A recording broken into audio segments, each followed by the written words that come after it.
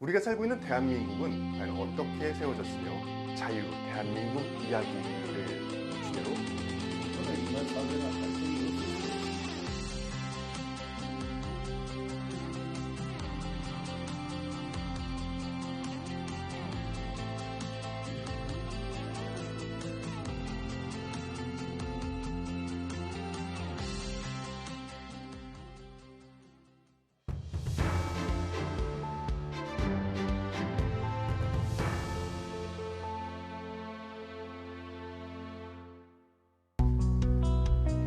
안녕하세요. 이진수입니다.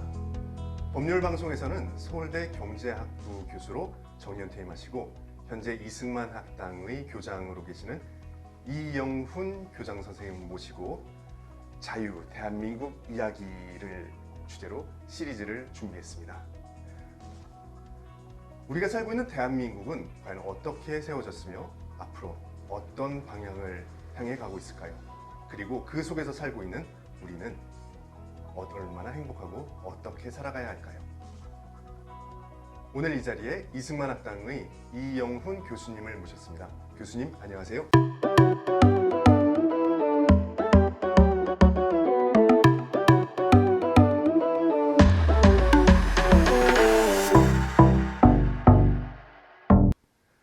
대한민국이 건국된 지 벌써 73년이 지났습니다. 2차 세계대전 이후로 한 140여 개 국가가 세워졌죠. 그 많은 국가들 중에서 이렇게 경제적으로나 정치적으로 성공적으로 발전한 나라가 대한민국 이외에는 잘 보이지 않는 것 같습니다. 그러면 이렇게 많이 발전됐으면은 이제 국민들도 같이 발전하고 행복해야 될 것 같은데 또 그렇지 않은 것 같습니다. 당신은 행복하십니까? 라는 질문에 대해 적극적으로 그렇다, 행복하다라고 대답하는 비율이 매우 낮다고 합니다. 그뿐만 아니라 이렇게 청년들의 미래에 대해서도 그렇게 밝지 않다고 하죠. 대학생들의 이제 졸업생들이 취직하는 비율이 한 3분의 2 정도밖에 안 되고 3분의 1이 이제 실업의 상태에 있다고 합니다. 이렇게 꾸준한 경제 성장에도 불구하고 많이 불안정성, 불평등성이 개선되지 않고 있는 모습을 보이고 있는데요. 어떻게 보면은 사회적, 정치적으로 다른 이념과 갈등이 지속되고 있는 것 같습니다. 교수님께서 보시기에 우리나라 한국의 2020년의 현실을 어떻게 진단하고 계실까요? 예, 조금 전에 말씀드린 대로 나라가 세워진 지 73년이 되었습니다. 근데 그간에 경제적으로 큰 발전을 이루었고 또 정치적으로도 민주주의가 신생국으로서는 드물게 정착해 있는 그러한 발전 사항을 우리가 이룩한 것은 사실입니다만은 우리 한국인들의 삶의 질은 그렇게 높지 않은 것 같습니다. 한마디로 말해서 2021년 오늘날 이 대한민국은 심한 갈등 속에 있다. 그 갈등 수준이 매우 높다. 고갈등 사회다. 그렇게 이야기할 수 있습니다. 이렇게 이야기해서 뭐 그렇지 않다고 이야기할 한국인은 별로 없다고 생각합니다.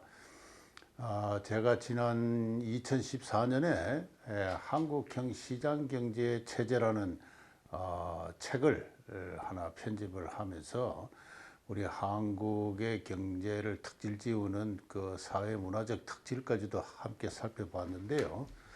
그때 지금 삼성경제연구소에서 근무하는 김선빈 박사가 한국 사회 갈등 수준을 진단하는 논문을 하나 썼습니다. 그때 그 김 박사가 그린 저 그래프가 있는데요. 이 그래프의 그 종축은 각 나라의 갈등 수준을 나타냅니다. 우리나라가 OECD에 가입했기 때문에 OECD의 여러 국제 기구들이 경제 통계뿐만 아니라 각종 사회 통계도 이렇게 회원국들에게 생산해서 제공하고 있는데 그러한 사회 통계를 또 아울러 참조하면서 각 나라의 갈등의 정도를 이렇게 비교할 수 있는 방법으로 이제 이렇게 인덱스화 해가지고 각 나라의 갈등 수준을 이제 비교한 그러한 그래프인데요. 종축이 그 갈등 수준을 나타냅니다. 그리고 이 그래프에서 보시는 횡축은 이 갈등 자체를 관리할 수 있는 능력. 막 크게 말해서 이제 어느 인간 사회나 갈등이 없을 수는 없습니다. 그러나 문제는 갈등을 관리할 수 있는 능력인데 제일 중요한 것이 법치입니다. 법치를 포함해서 문화적으로 사회적 신뢰, 트러스트 이와 같은 것들이 있는데요.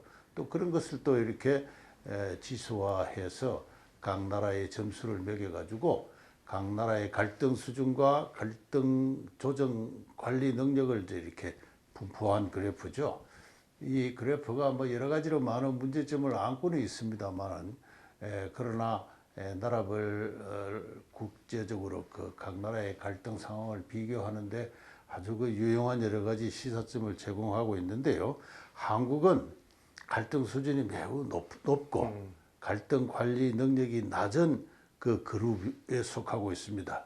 이 그래프에서 보시면은 이 왼쪽 상단에 그리스, 폴란드, 터키, 이탈리아 뭐 이런 나라들과 또는 뭐 슬로바키아 뭐 이런 나라들과 같은 그룹을 이루고 있죠.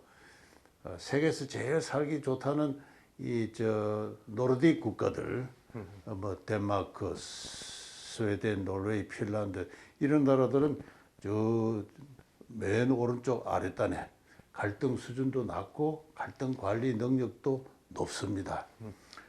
이제 이렇게 이제 그 국제적 비교에서 봐서 알 수 있듯이 한국은 우리 한국인들이 모두 그 속에서 몸부림치고 진저리치고 살고 있는 고갈등 사회입니다.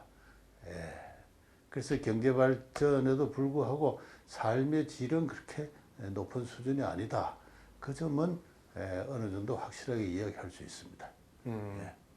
지금 말씀을 해주신 이 그래프를 보면은 근데 이 자료가 2006년에 예. OECD랑 세계은행에서 만든 자료라고 제가 들었습니다. 예. 그럼 벌써 2006년 이후로 한 15년이 흘렀는데요. 예. 그 15년이 흐르는 동안 좀 개선이 되지 않았을까요? 그것은 우리나라 국민들이 아마 피부로 느끼면서 이미 다 대답을 어느 대답이 나올지는 이미 짐작하고 계실 텐데 지난 15년간 사회적 갈등은 그렇게 개선되어 왔다고 이야기할 수 없지 않을까. 오히려 악화되어 왔지 않을까. 이 갈등이라 하면은 이제 우선 계층 갈등이 있습니다. 부자와 가난한 사람 간에. 그다음에 노사 갈등, 사용자와 종업원 간의 갈등. 그다음에는 이제 지역 간의 갈등, 지역 간의 소득 격차나 뭐 여러 가지 경제 정책, 복지 정책을 둘러싼 갈등. 그다음에 세대 갈등, 청소년과 노장년층 간의 갈등, 여러 가지 갈등이 있고 각 갈등을 이제 구성하는 여러 가지 요소들, 요인들이 있는데 뭐 여기서 자세하게 이제 설명할 수는 없지만은 뭐 노사 갈등 하나만 보더라도 노동시장이 점점 경직화되는 가운데 갈등이 심해져 온 것은 사실이고 무엇보다도 세대 갈등의 한 표현으로서 이 청년 실업의 문제가 이게 점점 악화되고 있습니다. 그래서 장래 비전이 밝지 않은 사회죠. 청년 아까도 사회자께서 말씀하신 대로 대학 졸업자의 3분의 1이 실업 상태입니다. 한 2, 3년 동안 직장을 구하다가 못 구하면은 이제 저학력 그 취업 시장으로 가서 취업을 하거나 또는 아주 불안전한 자영업자로 전신을 하게 되죠. 그래서 평생 어떤 상실감 속에서 또 나름의 분노감 속에서 이렇게 살고 있죠. 결혼을 하지 않지 않습니까? 세계적으로 출생률이 가장 낮은 사회예요. 미래가 보이지 않기 때문에 그렇습니다. 그래서 저는 지난 15년간 이 그래프가 토대하고 있는 데이터 이후 15년간 개선되어 왔다고 생각하지 않습니다. 좀 개선되는 모습을 봐야 되는데 좀 안타깝습니다. 그 교수님께서 아까 말씀하실 때 그래프에서 우리나라는 고갈등, 저관리 나라라고 말씀해 주셨어요. 근데 이 갈등의 관리 능력이 참 중요한 것 같습니다. 그 관리 갈등 능력으로 중요한 것이 법치, 법치를 지적하셨는데 그 법치 말고도 다른 것도 필요하지 않을까 좀 여쭙고 싶습니다. 어, 갈등이 반드시 나쁜 것은 아닙니다. 이 사회를 이렇게 활발하게 움직여 나가는 요소가 되기도 하죠. 아까 그 그래프를 다시 이제 보시면은 아시겠습니다만은 이 미국, 영국, 카나다 뭐 이와 같은 인종적으로 말해서 앵글로색슨들 그 옛날부터 개인주의가 발달한 사회입니다. 그런 사회의 갈등 수준은 대단히 국제적으로 높은 수준입니다.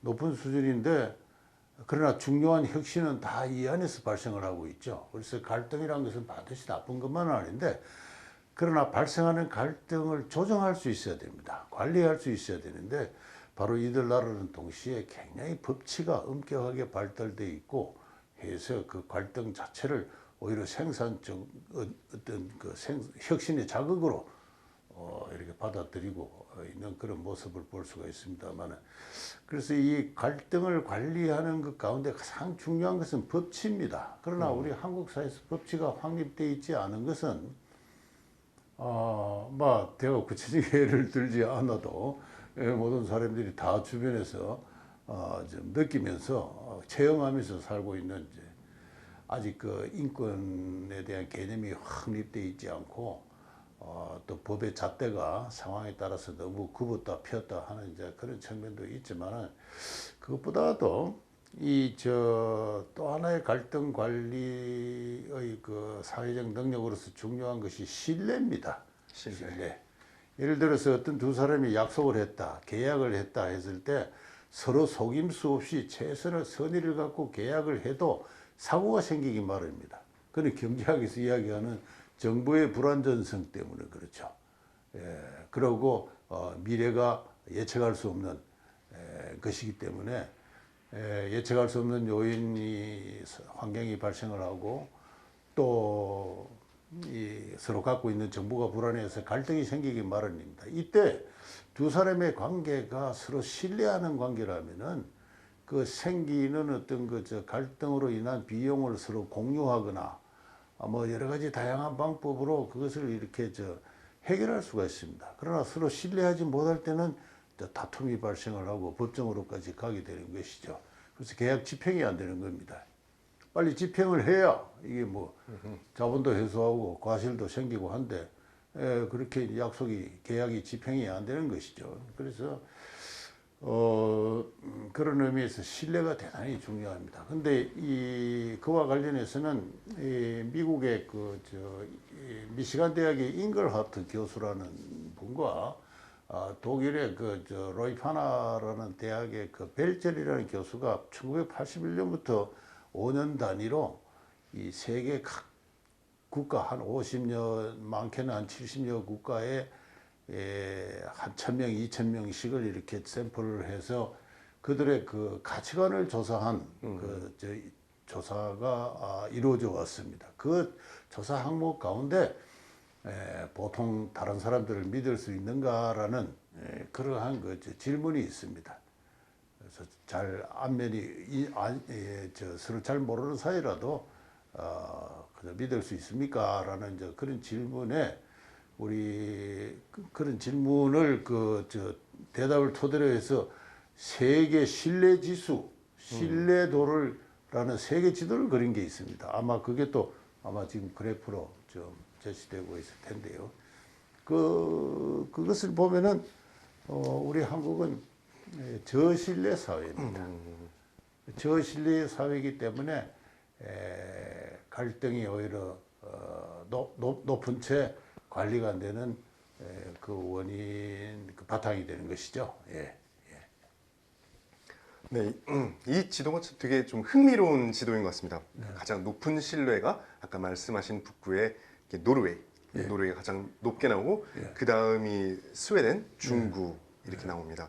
그 다음으로 고신뢰 국가가 계속하여 핀란드, 독일, 사우디아라비아, 캐나다, 호주. 그리고 그 밑이 미국, 영국, 인도. 예, 예. 그 이제 그 밑에가 돼야 이제 한국이 예, 예. 비로소 등장을 해요. 그래서 예. 아, 우리나라가 참 저신뢰 국가구나라는 예, 좀 예. 안타까움이 있는데 약간 의아한 게 중국이 예상대로 좀 예. 고신뢰 예. 국가라는 점이 좀 특이합니다. 그렇습니다. 보통 그 후쿠야마라는 프란시스 후쿠야마라는 분이 트러스트라는 책을 썼는데 거기서 중국 사회는 저신뢰 사회다 그랬습니다. 근데 저는 당연히 저도 그런 줄 알았는데 이 조사 결과는 이 세계 가치관 조사는 중국이 굉장히 그 신뢰도가 높은 그런 사회로 나타나고 있고 또 종교 국가라 할 수 있는 사우디아라비아도 그렇습니다. 네. 그래서 이 사회적 신뢰는 반드시 개인과 개인 간의 관계만 나타내는 것이 아니고 그 사회 정치 체제의 강건성, 통합력 이런 것도 반영하고 있구나 하는 그런 생각을 해봤습니다. 그래서 중국이 지금 그 공산당의 그 통치 체제가 제가 생각할 때는 의외로 강건하고 중국 15억 인구로부터 신뢰를 받고 있어가지고 혹자는 뭐 중국의 정치나 경제가 좀 가까운 장래에 큰 혼란에 빠질 것이라고 생각을 하는 사람들이 많은데 저는 의외로 아직 생겨난 지 한 70년 된 신생국가로서 그 정치적 통합력이 강한 사회다. 그것이 이런 인간들의 상호간의 그 고신뢰의 결과로 나타난다. 우리 한국도 정부 주도로 경제 발전을 할 때 민족 중흥, 조국 근대화 이런 슬로건이 걸려온 상태에서 모두가 거기에 그 합심 단계에서 일을 하는 시기가 있었습니다. 그때는 의외로 사회적 신뢰가 지금보다도 높았습니다. 1981년 최초 조사가 이루어질 때 다른 사람을 신뢰할 수 있습니까 했을 때 한국인은 38%가 신뢰할 수 있었다 그랬습니다. 근데 지금 이 마지막 조사가 2010년 단계가 되면은 30년이 지나서 같은 질문을 하면은 믿을 수 있다고 한 것이 26%로 낮아졌습니다. 그 사이에 민주화가 이루어졌는데 민주화가 이루어졌으면 사회적 신뢰가 높아질 것 같은데 오히려 낮아져 왔습니다. 여기에 우리 한국 민주주의에 중요한 문제가 있는 것이죠. 그 아까 맨 처음에 보여주셨던 지도 이렇게 고갈등, 그러니까 갈등과 조정 능력에 대한 표와 지금 신뢰에 관한 표가 상당히 이렇게 유사한 성격을 그렇죠. 띠고 있는 것 같습니다. 그렇습니다. 네, 이렇게 보면은 우리나라가 그러니까 폴란드, 슬로바키아, 이탈리아와 더불어서 고갈등 저조정 이렇게 그룹에 속해 있는 것도 마찬가지고요. 근데 보면은 이제 고갈등 저조정 그룹에 뭐 터키 이런 나라는 뭐 한국보다 좀 더 수준 낮은 나라라고 나타나고 있는데 이렇게 신뢰와 갈등과 조정 이게 상당히 일치한다는 게 재밌습니다. 그래서 그 여러 가지 그 그래프가 아주 아주 엄밀하게 일치하지 않습니다만은 그러나 대강의 경향은 매우 명확하게 어떤 중요한 시사를 던지고 있습니다. 고갈등 저관리 능력의 사회는 사회적 신뢰도 낮습니다. 낮고 그리고 제가 조금 전에 말씀드린 그 노르딕 국가들 이런 국가들은 신뢰도가 굉장히 높죠. 노르웨이 같은 경우에는 다른 사람을 믿을 수 있는가 했을 때 90% 이상이 믿을 수 있다 그래요. 또 그만큼 거기는 갈등도 작고 또 갈등이 발생할 경우에 그 공동체적인 어떤 그 기제가 작동을 하면서 그것을 관리하는 능력도 아주 발달되어 있는 사회입니다. 그래서 이 김선빈 삼성경제연구소의 박사가 그린 그래프하고 그다음에 잉글하트 교수가 그린 신뢰도 세계 지도하고는 상당한 그 일시성을 강한 시사를 던지고 있다 이렇게 이야기할 수 있습니다. 근데 아까 교수님께서 잠깐 언급하셨는데 이게 민주화, 1988년 민주화가 이루어지면서 그 사회 신뢰가 높아질 거란 기대를 하기 마련인 것 같은데 그럼에도 불구하고 사회적 신뢰가 전반적으로 낮아졌다라는 거에 대해서는 조금 더 추가로 설명이 있어야 될 것 같습니다. 왜 그럴까요? 그렇습니다. 왜 한국 사회가 이렇게 저신뢰 사회냐라고 하면은 흔히들 뭐 역사학자나 또 뭐 몇몇 사회학자들은 야 일제가 지배를 하고 그 다음에 박정희 전두환의 군사 독재가 이루어지는 등의 우리의 아름다운 미풍양속이 끼어져 가지고 그렇게 이제 이렇게 저신뢰 사회가 되었다 했는데 그건 사실이 아닙니다. 이 사회적 신뢰 지수는 1981년부터 지속적으로 쭉 낮아져 왔습니다. 이때는 민주화가 이루어진 시대죠. 군사 독재도 물러가고 뭐 일제가 물러간 건 벌써 70년 전입니다만. 그래서 민주화가 이루어짐에 따라서 오히려 이 사람들은 서로 신뢰하고 협동하고 하는 그러한 사회가 될 줄 알았는데 그렇지 않고 서로 불신하고 그에 따라서 갈등은 또 오히려 증폭되고 해결이 되지 않습니다. 이러한 것에서 사회가 되던데 따라서 지난 1986년에 있었던 87년입니까?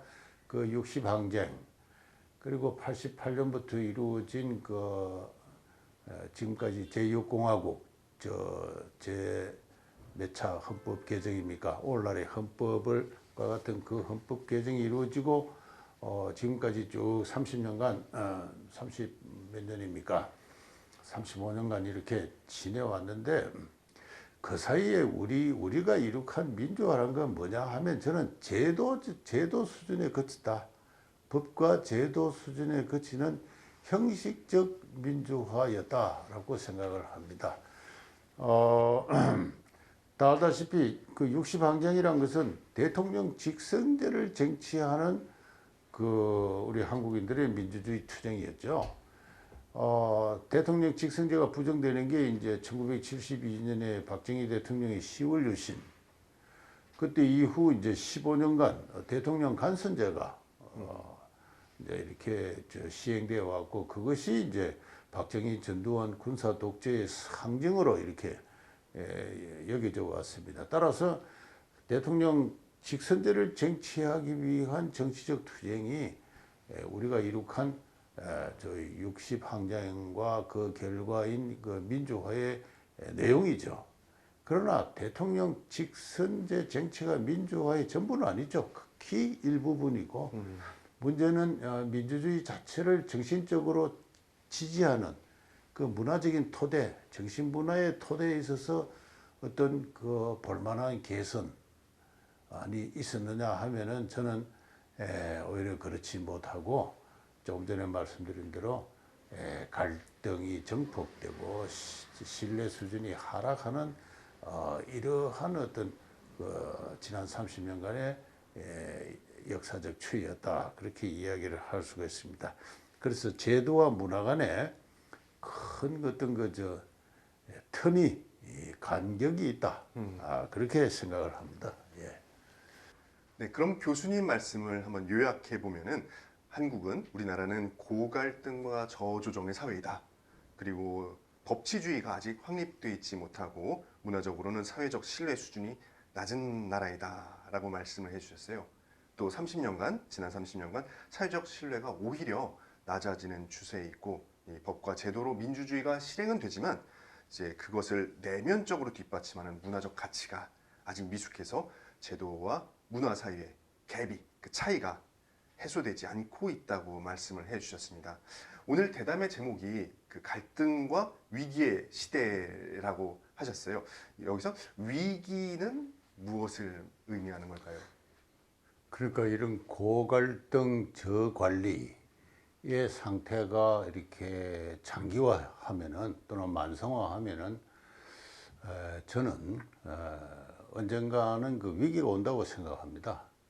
우리와 같은 그룹을 이루고 있는 터키나 그리스, 뭐 이탈리아, 스페인, 이런 나라들 지난 한 10년간의 역사를 보면 이제 그런 거죠. 위기가 닥쳤는데 우리나라는 그보다 더 심각한 몇 가지 요인들이 있습니다. 그 차츰 이야기를 하겠습니다만은 어쨌든 이렇게 고갈등 저조정 저관리 상태가 만성화할수록 국가의 정부의 사회 통제나 경제 개입은 점점 강화되기 마련입니다. 저는 그런 것을 가지고 국가주의 경제 체제라고 한번 이야기를 해본 적이 있는데요. 이 국가주의 경제 체제 하에서 민주화가 이루어지면은 국가 권력 자체가 서로 다른 이해관계나 이념을 갖는 정치 집단 간의 경쟁적인 어떤 취득의 대상이 되지 않습니까? 그렇게 되면은 형식적으로 민주주의니까 대중의 그 자유 선거가 이루어진단 말이죠. 그래서 대중의 표를 얻기 위해서 대중주의적, 포퓰리스틱한 그런 정책을 자꾸 이제 발표할 수밖에 없습니다.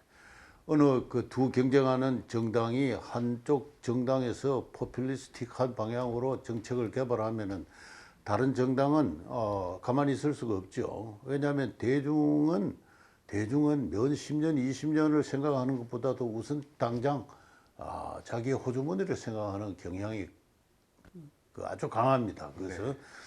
그래서 점점 그 정치가 어떤 그 포퓰리즘으로 갈 수밖에 없는 이제 이런 이제 객관적인 상황이 조성이 되고 이런 것이 10년, 20년 지나다 보면은 어느 단계가 되면은 이제 저는 경제적으로나 정치적으로 심각한 위기가 온다 그렇게 생각을 합니다. 그래서 이미 그러한 위기적 상황이 비록 한국 경제가 겉으로는 이렇게 평온하게 잘 이렇게 꾸준하게 성장하고 있는 것이 보여도 국가 경제 구조가 좀 좋지 않은 방향으로 그동안 많이 변해왔습니다. 그래서 그걸 저는 신종 이중 구조라 하는데요. 크게 말해서 수출 부분과 비수출 부분 간의 격차가 너무 큽니다. 한국 경제는 수출 부분으로 지금 이렇게 성장을 하고 있는데 여기는 주로 대기업들이 그리고 정규직 노동자가 종사하고 있고요. 그리고 비수출 부문은 좁은 국내 시장을 상대로 해서 영세 중소기업들이 서로 참 피 튀기는 경쟁을 하고 있죠. 여기는 근로자의 근 3분의 2 이상이 비정규직입니다. 근데 이 둘 사이의 격차가 점점 벌어지고 상호 연관도, 산업 연관도 점점 희박해져요.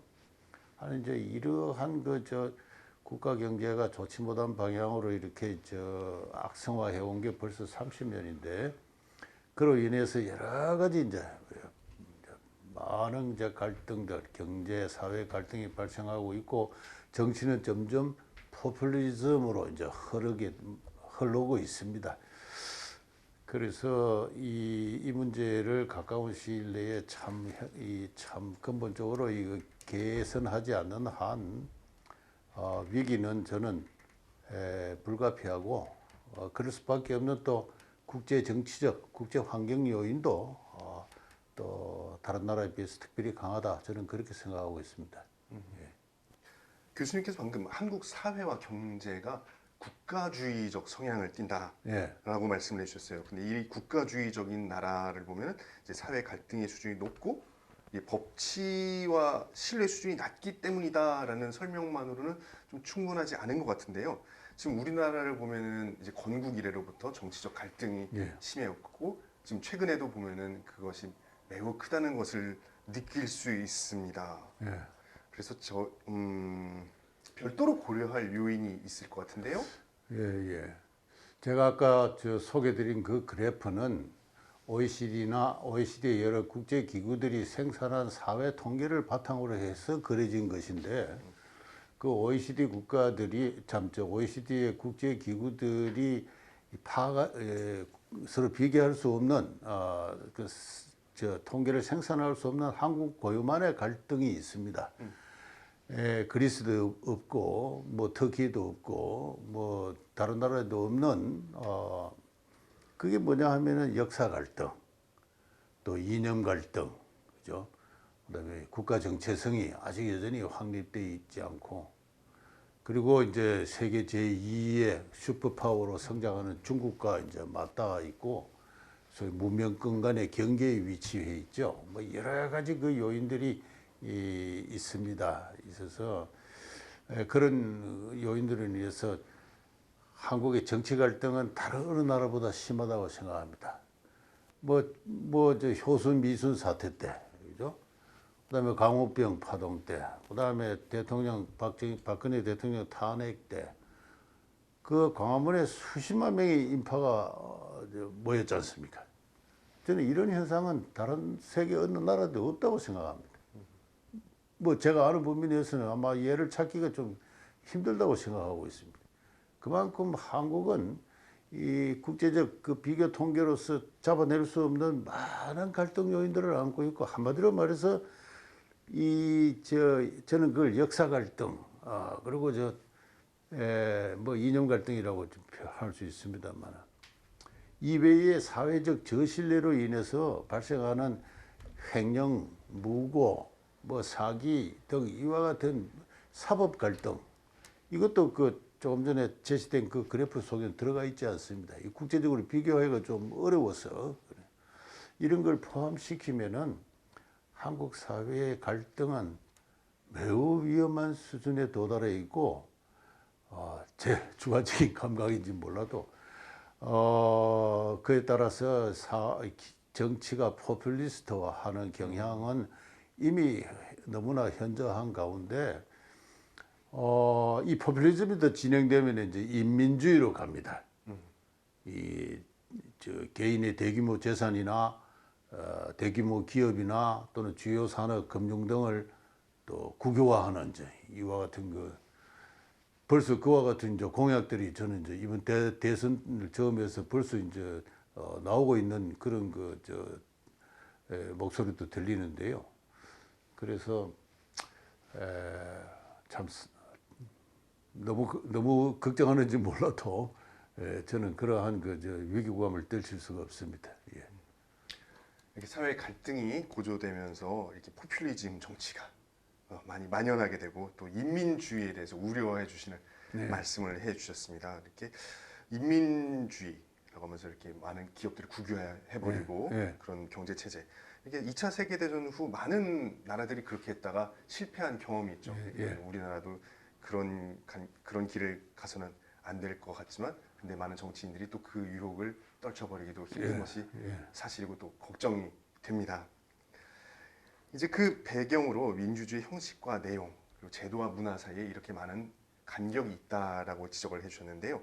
이게 그렇게 참 메우기 힘든 것인지 걱정이 됩니다.